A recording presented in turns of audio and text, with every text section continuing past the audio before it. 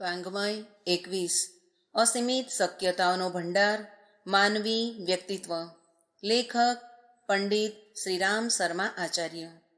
પરમ પૂજ્ય ગુરુદેવની અભિનવ સ્થાપનાઓ ભાગ 2. ગાયત્રી તીર્થ શાંતિકુંજ હરિદ્વાર ઋષિ પરંપરાના બીજારોપણ કેન્દ્ર રૂપે ઈસવીસન 1971 સ્થાપિત કરવામાં આવ્યું હતું. જ્યારે પરમ પૂજ્ય ગુરુદેવ મથુરા કાયમ માટે છોડીને પરમ વંદનીય માતાજીને અખંડ દીપકની રખેવાળી માટે અહીંયા છોડીને હિમાલયમાં ચાલ્યા ગયા. ગુરુ સત્તાના નિર્દેશ પર તે ફરી 1 વર્ષ પછી પાછા આવ્યા. ત્યારે શાંતિકુંજને તેમણે એક મોટું વિરાટ રૂપ આપવા બધા ઋષિગણોની મૂળભૂત સ્થાપનાઓને અહીં સાકાર બનાવવાનો નિશ્ચય કર્યો. એથી પહેલાં પરમ વંદનીય માતાજીએ 24 કુમારી કન્યાઓ સાથે અખંડ દીપક સમક્ષ 240 કરોડ ગાયત્રી મંત્રનું અખંડ અનુષ્ઠાન શરૂ કરી દીધું હતું. પૂજ્ય વરે પ્રાણ પ્રત્યાવર્તન સત્ર, જીવન સાધના સત્ર, વાનપ્રસ્થ સત્ર વગેરેના માધ્યમથી વિભિન્ન ક્ષેત્રમાં સક્રિય કાર્ય કરવાવાળા કાર્યકર્તા અહીં ઘડ્યા. આ સત્ર શૃંખલા કલ્પ સાધના, સંજીવની સાધના સત્રોના રૂપે ત્યારથી જ 9 દિવસીય સત્રો તથા 1 માસના યુગશિલ્પી પ્રશિક્ષણ સત્રોના રૂપે ચાલી રહી છે. આજે પર મોટી સંખ્યામાં પરિજનો આવે છે. અગાઉથી જ બધા એમાં પોતાનું બુકિંગ કરાવી લે છે. શાંતિકુંજને ગાયત્રી તીર્થનું રૂપ આપી સપ્ત ઋષિઓની મૂર્તિઓની સ્થાપના ઈસવીસન 1978 યજ્ઞાયશીમાં કરવામાં આવી. એક દિવાતમાં હિમાલય વિનિર્મિત કરવામાં આવ્યો. અહીં બધા સંસ્કારો સંપન્ન કરતા રહેવાનો ક્રમ બની ગયો. તે સતત ચાલી રહ્યો છે. દરરોજ અહીં દીક્ષા, પુંસવન, નામકરણ, વિદ્યારંભ, યજ્ઞોપવિત, વિવાહ, શ્રાદ્ધ તર્પણ વગેરે સંસ્કાર સંપન્ન થાય છે. આની વચ્ચે પરમ વંદનીય માતાજીએ જાગરણ સત્ર શૃંખલાઓ સંપન્ન કરવાનો આરંભ કર્યો. દેવકન્યાઓને પ્રશિક્ષિત કરીને આખા ભારતમાં જીપ ટોળીઓમાં મોકલવામાં આવી. એના માધ્યમથી 3 વર્ષ સુધી ભારતના ખૂણે ખૂણામાં વિચાર ક્રાંતિનો શંખનાદ થતો રહ્યો. શાંતિકુંજનું ગાયત્રી નગર, જે આજે એક વિરાટ સ્થાપનાના રૂપે એક એકેડમી રૂપે દેખાય છે તથા જેમાં એક વારમાં એકી સાથે 10,000 વ્યક્તિ રોકાઈ શકે છે. ઈસવીસન 1981-82 બનવાનું શરૂ થયું. વિલક્ષણ દુર્લભ જડીબુટ્ટીઓના છોડ અહીં રોપવામાં આવ્યા તથા પ્રખર પ્રજ્ઞા સજલ શ્રદ્ધારૂપી તીર્થસ્થળનું પૂજ્ય વરે પોતાની સામે નિર્માણ કરાવ્યું. અહીં તેમના નિર્દેશાનુસાર મહાપ્રયાણ પછી તેમના સ્થૂળ શરીર અગ્નિને સમર્પિત કરવાના હતા. સ્વાવલંબન વિદ્યાલયથી લઈને એક વિશાળ ઓટલાનું નિર્માણ અને ગાયત્રી વિદ્યાપીઠથી લઈને ભારતના બધા સરકારી વિભાગોના પ્રશિક્ષણના તંત્રની સ્થાપના અહીં કરવામાં આવી છે. અને આ એક જીવતું જાગતું તીર્થ હવે બની ગયું છે, જ્યાં ઉજ્જવળ ભવિષ્યની પૂર્વ ઝાંખી જોઈ શકાય છે. કોમ્પ્યુટરોથી સજ્જ વિશાળ કાર્યાલયથી લઈને પત્રાચાર વિદ્યાલય, જ્યાં દરરોજ હજારો પત્રોથી આખા તંત્રનું માર્ગદર્શન કરવામાં આવે છે, અહીંની ખાસિયત છે. બ્રહ્મ વર્ચસ શોધ સંસ્થાન હરિદ્વાર પરમ પૂજ્ય ગુરુદેવની અભિનવ 5મી સ્થાપના છે, જ્યાં વિજ્ઞાન અને અધ્યાત્મના સમન્વયનું અભિનવ શોધ કાર્ય ચાલી રહ્યું છે. એને ઈસવીસન 1979ની ગાયત્રી જયંતિ પર શરૂ કર્યું હતું.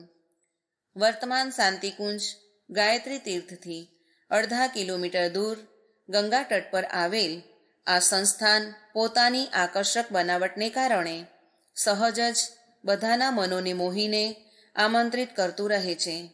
એના 3 માળમાં પ્રથમ તળિયા પર એક વિજ્ઞાનના સાધનોથી સુસજ્જિત યજ્ઞશાળા બનાવેલ છે તથા 24 ઓરડાઓમાં ગાયત્રી મહાશક્તિની 24 મૂર્તિઓ, બીજ મંત્રો તથા તેની ફળશ્રુતિઓ સાથે સ્થાપિત છે.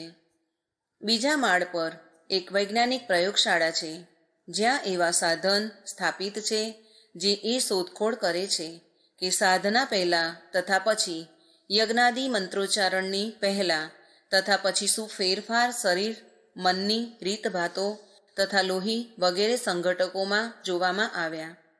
એના આધારે સાધકોને સાધના સંબંધી સલાહ સૂચન આપવામાં આવે છે.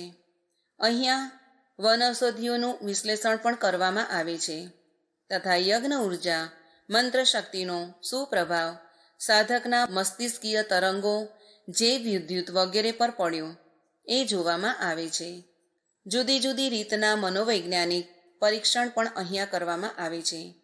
ત્રીજા માળ ઉપર એક વિશાળ પુસ્તકાલય આવેલું છે, જ્યાં આખા વિશ્વના શોધ પ્રબંધક વૈજ્ઞાનિક અધ્યાત્મવાદ વિશે એકઠા કરવામાં આવ્યા છે. અહીં લગભગ 45,000થી વધારે ગ્રંથ છે, જેમાં કેટલાક પુરાતન હસ્તલિખિત પાંડુલિપિઓ છે. આ એક અનોખો સંગ્રહ છે, જે બીજે ક્યાંય એક સાથે જોવા મળતો નથી. દેવ સંસ્કૃતિ વિશ્વવિદ્યાલય હરિદ્વાર પ્રાચીન ગુરુકુળ પરંપરા પર આધારિત ઋષિઓની પ્રાણ ઉર્જા અને સાંસ્કૃતિક ચેતનાથી સંકળાયેલા મહામાનવ ઘડવા માટે સંકલ્પિત એક સ્થાપના છે. દેવ સંસ્કૃતિ વિશ્વવિદ્યાલય અખંડ જ્યોતિ માર્ચ ઈસવીસન 1964 પરમ પૂજ્ય ગુરુદેવે લખ્યું છે, એક એવું વિશ્વવિદ્યાલય દેશમાં હોવું જોઈએ જે સાચા મનુષ્ય, મોટા મનુષ્ય અને મહાન મનુષ્ય, સર્વાંગપૂર્ણ મનુષ્ય બનાવવાની જરૂરિયાત પૂર્ણ કરી શકે. પૂજ્ય ગુરુદેવની આ જ આકાંક્ષાની પૂર્તિ માટે દેવ સંસ્કૃતિ વિશ્વવિદ્યાલયની સ્થાપના રાષ્ટ્રના યુવાઓને નિખારી સંભાળીને તેમને શ્રેષ્ઠતમ નાગરિક, સમર્પિત સ્વયંસેવક, પ્રખર રાષ્ટ્રભક્ત અને વિષય વિશેષજ્ઞ બનાવવાની સાથે સાથે મહામાનવ અને દેવમાનવ બનાવવાના પાવન ઉદ્દેશથી કરેલ છે. શ્રમ, સાહસ, સંકલ્પ અને ચરિત્રના ધનિક નર નારીઓની નર્સરી રૂપે એની સ્થાપના થઈ છે, જેનાથી છાત્ર છાત્રાઓ સમાજમાં પોતાનું સ્થાન સ્વયં બનાવવામાં સક્ષમ થઈ શકે. તેમને ડિગ્રીધારી અસંખ્ય યુવકો યુવતીઓની જેમ નોકરી માટે જગ્યા જગ્યાએ ફાંફા ન મારવા પડે, વિશ્વવિદ્યાલયમાં દેવ સંસ્કૃતિ પર આધારિત જ્ઞાનની ધારાઓ ધર્મ, દર્શન, સંસ્કૃતિ વગેરે ઉપર આધારિત પાઠ્યક્રમોના શિક્ષણ અને શોધખોજ થાય છે. અહીં વિજ્ઞાનની ધારાઓ ગણિત, જ્યોતિષ, આયુર્વેદ, મંત્ર વિજ્ઞાન, યોગ વિજ્ઞાન, મનોવિજ્ઞાન વગેરે પાઠ્યક્રમોનું અધ્યયન તથા શોધ થાય છે. હરિદ્વારથી 7 કિલોમીટર દૂર ઋષિકેશ માર્ગ પર શાંતિકુંજથી માત્ર અડધા કિલોમીટર દૂર પ્રાકૃતિક સુષ્માથી યુક્ત ભૂક્ષેત્ર પર આ વિદ્યા મંદિર લગભગ 1 વર્ગ કિલોમીટરમાં ફેલાયેલું છે. આ ક્ષેત્ર ક્યારેક સપ્ત ઋષિઓની તપોભૂમિ રહ્યું છે. જ્ઞાનના આયામ અહીં પોતાની મેળે ખુલતા જાય છે. શિક્ષણ, સ્વાસ્થ્ય, સાધના અને સ્વાવલંબન આ ચારેય વિભાગોની અંતર્ગત મનોવિજ્ઞાન, યોગ, સંગીત, પત્રકારિતા, ગ્રામીણ પ્રબંધન, સ્વાસ્થ્ય સંરક્ષણ વગેરે કેટલાય વિષયો પર પાઠ્યક્રમ ચાલી રહ્યા છે. દેવ સંસ્કૃતિ વિશ્વવિદ્યાલયમાં પ્રવેશ સંબંધી અહોનતા, યોગ્યતા, પસંદગી પ્રક્રિયા વગેરેની માહિતી માટે નિર્દેશ પુસ્તિકા અને વિશ્વવિદ્યાલયની વેબસાઇટ www.dsvv.org નું અવલોકન કરવું. પરમ પૂજ્ય ગુરુદેવની ઉપરોક્ત સ્થાપનાઓ કોઈને પણ એ પરિચય આપી શકે છે કે કેવી વિલક્ષણ દ્રષ્ટા સ્તરની તે મહાસત્તા હતી, જે આપણા બધાની વચ્ચે પોતાનો લીલા સંદો રચીને ચાલી ગઈ. પ્રત્યક્ષ તો આ કેન્દ્રીય સ્થાપનાઓ નજરે આવે છે, પરંતુ હજારો પોતાના ભવનોવાળા પ્રજ્ઞા સંસ્થાન અને અગણિત પ્રજ્ઞામંડળ તથા સ્વાધ્યાય મંડળ તથા અગણિત ગાયત્રી પરિવારની શાખાઓ જો એમાં ભેળવી દઈએ તો એનું મૂલ્ય રકમથી નથી આંકી શકાતું.